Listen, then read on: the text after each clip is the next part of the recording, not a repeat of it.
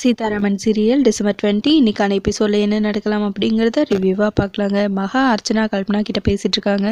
குழந்தை பிறக்கும்போது அது இந்த குடும்பத்தோட வாரிசாவே இருக்கக்கூடாது, சீதா ராமுக்கு பொண்டாட்டியே இருக்கக்கூடாது, நானும் இருக்க விட மாட்டேன். அந்த போலீஸ்காரர் ராஜசேகரோட பொண்ணாதான் இருப்பா. போலீஸ்காரர் ராஜசேகரோட பொண்ணு தையல்காரி தான் குழந்தை பெற்றுப்பா. Mahalakshmi group of கம்பெனிஸோட owner ராமோட Pondattiye இருக்க மாட்டா. நான் இருக்க விட மாட்டேன் அப்படின்னு சொல்லிட்டு அங்கேருந்து மகா ரொம்ப கோவமாக உள்ளே போயிடுறாங்க. அர்ச்சனா, இவ என்ன பேசுறா, உனக்கு புரிஞ்சா அப்படின்னு கல்பனா கேட்கவும், ஏன் தமிழில் தானே பேசினா, உனக்கு புரியலையா அப்படின்னு அர்ச்சனா கேட்கவும், முட்டாள் மாதிரி பேசாத, சீதா வயிற்றுல இருக்கிற கருவை வளர விட மாட்டேன், சீதாவை மருமகளாக ஏற்றுக்க மாட்டேன் அப்படின்னு சொல்லிக்கிட்டே இருந்தா என்ன நடக்கும்? இதெல்லாம் வேலைக்காகாது, இவ சொன்னா போதுமா? சீதாவை ராம் தலைமையில தூக்கி வச்சு கொண்டாடுறான், அது மட்டும் இல்லாம சேதுவும் சீதாவை தாங்குறாரு அப்படின்னு சொல்ல, ஆமாங்கிறாங்க அர்ச்சனா. சீதாவை பொண்டாட்டி இல்லைன்னு ராமும் மருமக இல்லைன்னு சேதுவும் அனுப்பிச்சிருவாங்களா? என்ன பேசுகிற மகான்னு கேட்க, மகா ஏதாவது பிளான் வச்சிருப்பா அப்படின்னு அர்ச்சனா சொல்லிட்டு இருக்க. ஒரு வெங்காய பிளானும் ஒர்க் அவுட் ஆகாது. இதுக்கு ஒரே வழி, அந்த குழந்தை பிறக்கக்கூடாது. அந்த ஒரே ஒரு வழி தான் இருக்குது, அதை தவிர வேற எந்த வழியுமே இல்லை. அதை நான் பார்த்துக்கிறேன். இப்போ தானே கரு உண்டாயிருக்கு, அதுக்கு பாய் பாய் சொல்லி வழி அனுப்பி வைக்கிற தவிர வேற வழியே இல்லை. சென்ட் ஆஃப் பண்ணி வைக்கிறது தான் ஒரே சொல்யூஷன். நான் இதையும் சேர்த்து முடிச்சுட்டு தான் இங்கேருந்து போவேன் அப்படின்னு சொல்லிட்டு கல்பனா அங்கேருந்து உள்ளே போயிடுறாங்க. ஆமாம், கல்பனா சொல்கிறது தான் சரி. அவளுக்கு என்ன உதவி வேணுமோ அதை தான் நம்ம செய்யணும். அதுதான் இந்த குடும்பத்துக்கும் எனக்கும் ரொம்ப நல்லது. சும்மாவே அந்த ராம் ஷேர் எழுதி தர மாட்டேங்கிறா, இதில் வாரிசு வேற வந்துட்டா எழுதியே தந்துடுவானா என்ன? நோனும் வாரிசு வரக்கூடாது, வர விடவே மாட்டேன். கல்பனா தான் சரி, கல்பனா எது சொன்னாலும் சரியாக தான் இருக்கும் அப்படின்னு அர்ச்சனா தனக்கு தானே நின்று பேசிட்டு இருக்காங்க. இன்னொரு பக்கம் சீதா அப்படியே தூங்கிட்டு இருக்காங்க. அப்போ கரெக்டாக மீரா வராங்க. என்னவே இன்னும் தூங்கிட்டு இருக்கா, லைட் கூட போடாமல் தூங்கிட்டு இருக்கா அப்படின்னு சொல்லிட்டு லைட்டெல்லாம் ஆன் பண்ணி விட்டு சீதான்னு எழுப்புறாங்க. சீதாவும் மெதுவாக அப்படியே எந்திரிச்சு உட்காடுறாங்க. எனக்கு ஒரு மாதிரி டயர்டாக இருக்குக்கா அப்படின்னு சொல்லவும், இப்போ அந்த மாதிரி தான் இருக்கும் அப்படின்னு சொல்லிட்டு இருக்க. சீதா வாமிட் பண்ணுற மாதிரி பண்ணுறாங்க. உடனே இந்த சுடு தண்ணி அப்படின்னு சொல்லி எடுத்து கொடுக்குறாங்க. சீதா தண்ணியை குடிச்சிட்டு அப்படியே யோசிச்சுட்டே இருக்காங்க. என்ன யோசிக்கிற சீதா அப்படின்னு கேட்கவும், நான் இந்த மாதிரி கன்சீவ் ஆனது யாருக்கெல்லாம் இந்த வீட்டில் சந்தோஷமா இருக்கும்னு நீங்கள் நினைக்கிறீங்க? உண்மையான சந்தோஷம் அப்படின்னு சீதா கேட்கவும், உன்னை யாருக்கெல்லாம் பிடிக்குமோ அவங்களுக்கெல்லாம் சந்தோஷமாக தான் இருக்கும். மற்றவங்க யாரை பற்றியும் நீ கவலைப்படாத, நீ சந்தோஷமா இரு. நீ சந்தோஷமா இருந்தால் ராமும் சந்தோஷமா இருப்பான். நான் சேது அண்ணன் துரைக்கும் இது சந்தோஷம்தான். மகாலட்சுமி அர்ச்சனா பசங்க இவங்கள பற்றியெல்லாம் நீ கவலைப்படாத. சத்யன் வேற இருக்காரு, ராம் பக்கத்தில் இல்லைன்னு சொல்லி நீ அதெல்லாம் ஃபீல் பண்ணிட்டு இருக்காத அப்படின்னு மீரா சொல்லவும், இல்லைக்கா இந்த டைமில் பாஸ் கூட இருந்தா இன்னும் கொஞ்சம் சந்தோஷமா இருக்கும் அப்படின்னு சீதா சொல்லவும், இப்போ மட்டும் நீ இதை சொன்னேன்னு வச்சுக்கோயேன், அவன் உடனே பறந்து இங்கே வந்துடுவான், ஐபிஎஸ் எல்லாம் ஆக முடியாது, பரவாயில்லையா அப்படின்னு கேட்கவும், அச்சச்சோ நான் அப்படி சொல்ல மாட்டேங்க்கா, எப்படி சொல்கிறதுனே தெரியல, நான் சொல்லவே இல்லை, மாமா தான் சொன்னாங்க அப்படின்னு சீதா சொல்லுவோம். அடிப்பாவி, இன்னும் இந்த விஷயத்த நீ ராம்கிட்ட சொல்லலையா, முதல்ல அவனுக்கு கால் பண்ணி சொல்லு அப்படின்னு மீரா சொல்ல, அக்கா சொன்னதும் அவர் உடனே இங்கே கிளம்பி வந்துருவாரோன்னு பயமா இருக்குக்கா அப்படின்னு சீதா சொல்ல, சீதா அவன் அப்படி ஏதாவது சொன்னா கூட மீராக்கா இருக்காங்க, அங்கிள் இருக்காங்க, எல்லாருமே இருக்காங்க, நீங்க லீவ் கிடைச்சா மட்டும் வாங்க, நான் பத்திரமா தான் இருக்கேன், சந்தோஷமா இருக்கேன்னு சொல்லுங்கிறாங்க மீரா. அப்படி சொன்னா அவங்க கேட்பாங்களாக்கா அப்படின்னு கேட்க, சீதா சொன்னா கண்டிப்பா அவன் கேட்பான்.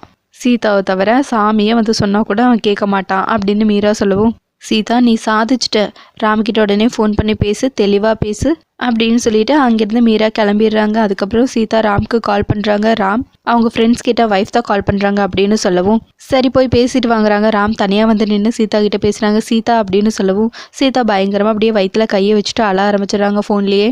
பாஸ் அம்மா வரப்போறாங்க பாஸ் அப்படின்னு சொல்லி பேசிட்டு அழ ஆரம்பிச்சிடுறாங்க. எதுக்கு அழற? அழக்கூடாது சீதா அப்படின்னு ராம் சொல்லவும், இல்லை பாஸ் நீங்கள் பக்கத்தில் இருந்துட்டு தான் நான் கண்டிப்பாக அழுதுருக்க மாட்டேன், சந்தோஷமாக இருந்தாலும் அழுக வரதானே பாஸ் செய்யும் அப்படின்னு சீதா சொல்லவும், நானும் இந்த செய்தியை உன் பக்கத்தில் இருந்து தான் கேட்கணும்னு நினச்சேன் சீதா, பேசாமல் கிளம்பி வந்துடவா அப்படின்னு ராம் கேட்கவும், இல்லை பாஸ் நம்ம பிள்ளையோட அப்பா ஐபிஎஸ் ஆஃபீஸராக தான் இருக்கணும், அதுதான் அவனுக்கும் பெருமையாக இருக்கும், நீங்கள் தூரமாக இருந்தாலும் உங்கள் பிள்ளை ஏன் பக்கத்தில் தான் இருக்கான் பாஸ், எனக்கு என்ன பாஸ் நீங்கள் சாப்பிட்டீங்களா பாஸ் அப்படின்னு சீதா கேட்கவும், நான் சாப்பிட்டேன் சீதா, நீ சாப்பிட்டியா?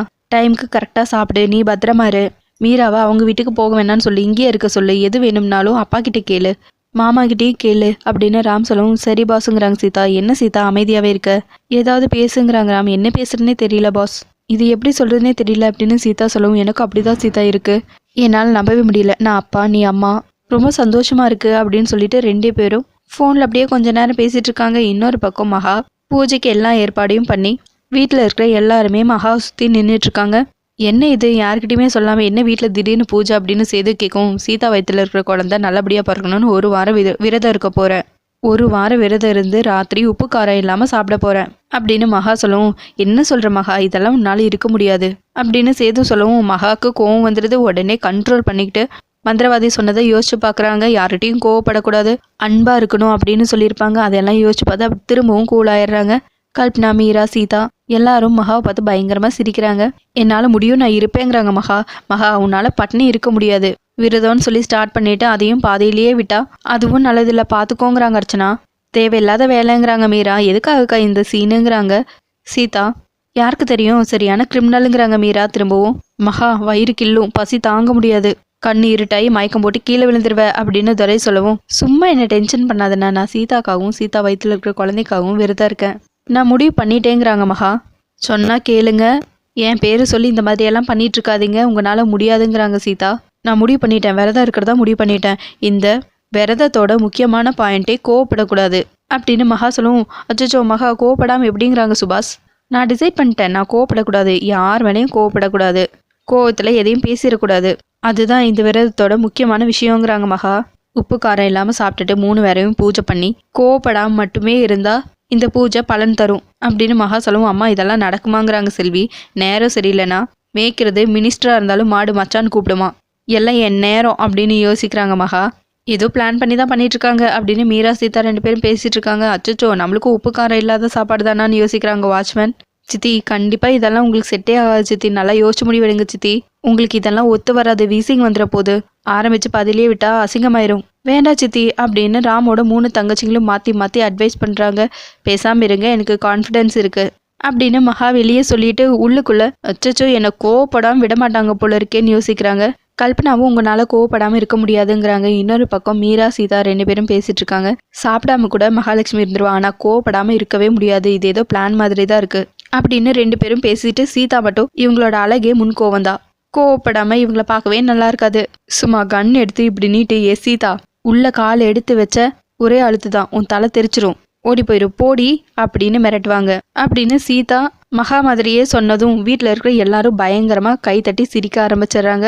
இதை பார்த்து மகா பயங்கரமாக டென்ஷன் ஆகுறாங்க. ஆனாலும் அது வெளியே காட்டிக்காம கொஞ்சம் சத்தமாக மந்திரத்தை சொல்லுங்க அப்படின்னு அவங்க கிட்ட சொல்ல சத்தமாக மந்திரத்தை சொல்லிட்டு இருக்காங்க. விட்டா என்னை இப்பவே கோவப்படுத்தி கொன்றுவாங்க, நீங்கள் சத்தமாக சொல்லுங்க, மற்றவங்க பேசுறது என் காதிலே விழுகக்கூடாதுங்கிறாங்க மகா.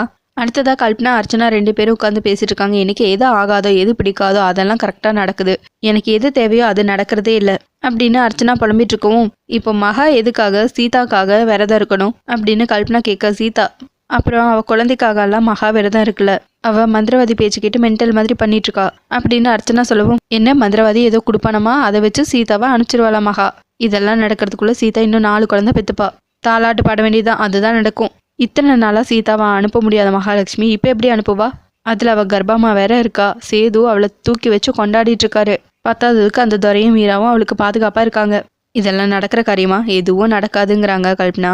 அர்ச்சனா, உனக்கு எதுவுமே கிடையாது, நீ இப்படியே இருக்க வேண்டியதுதான், நீயும் தாலாட்டு பாட கற்றுக்கோ, சீதா குழந்தைக்கு ஆயா வேலை பார்த்துட்டு தாலாட்டு பாடியே பொழைச்சிக்க வேண்டியதுதான் அப்படின்னு கல்பனா சொல்லவும், சரி இதை தடுக்க ஏதாவது பண்ணும்ல அப்படின்னு அர்ச்சனா கேட்க, ஏதாவது இல்லை, ஒன்னே ஒன்று தான் பண்ண முடியுங்கிறாங்க. என்னன்னு அர்ச்சனா கேட்கவும், அவள் வயிற்றுல இருக்கிற குழந்தைய அழிக்கணும், வீட்டில் இருக்கிற பவரை ஆஃப் பண்ணிட்டு சீதாவை கூப்பிடணும், அப்போ சீதா வெளியே வரும்போது மாடிப்படியிலேருந்து உருட்டி விட்டுறணும், அவள் அப்படி உருண்டு வரும்போது வயிற்றுல இருக்கிற கரு கலைஞ்சிரும், இதுதான் என்னோட பிளானுங்கிறாங்க Kalpana. Super plan Kalpana, doubt யாருக்கும் வராமல் இதை பண்ண முடியுமா அப்படின்னு கேட்க, நீ பவர் மட்டும் ஆஃப் பண்ணு, சீதாவை வெளியே வர வச்சு காரியத்தை கச்சிதமாக முடிக்க வேண்டியது ஏன் வேலை அப்படின்னு கல்பனா அர்ச்சனா 2 பேரும் உட்காந்து பிளான் போட்டுட்டு இருக்காங்க. இன்னொரு பக்கம் சீதா மீரா 2 பேரும் டிஸ்கஸ் பண்ணிட்டு இருக்காங்க. விரதத்தை முடிச்சுட்டு மகாலட்சுமி சாப்பிட்ற டைம் ஆயிடுச்சு அப்படின்னு மீரா சொல்லவும், அவங்க உப்பு காரம் இல்லாமல் தானே சாப்பிடணும், அதே மாதிரி தான் செல்வி அக்காவும் சமைச்சு வச்சுருப்பாங்க, அதனால் நம்ம பேசாமல் போய் செல்வி அக்காவுக்கு தெரியாமல் அவங்க சமைச்ச சாப்பாட்டில் உப்பு காரத்தையெல்லாம் கலந்துடலாம் அப்படின்னு பிளான் போட்டு கிச்சனுக்கு போகிறாங்க. உப்பு காரம் எல்லாத்தையும் கலந்து வைக்கிறாங்க. அதோட எபிசோடு முடிச்சிருக்காங்க. உங்களுக்கு இந்த வீடியோ பிடிச்சிருந்தா லைக் அண்ட் சப்ஸ்கிரைப் பண்ணி நம்ம சேனல் சப்போர்ட் பண்ணுங்கள். தேங்க்யூ.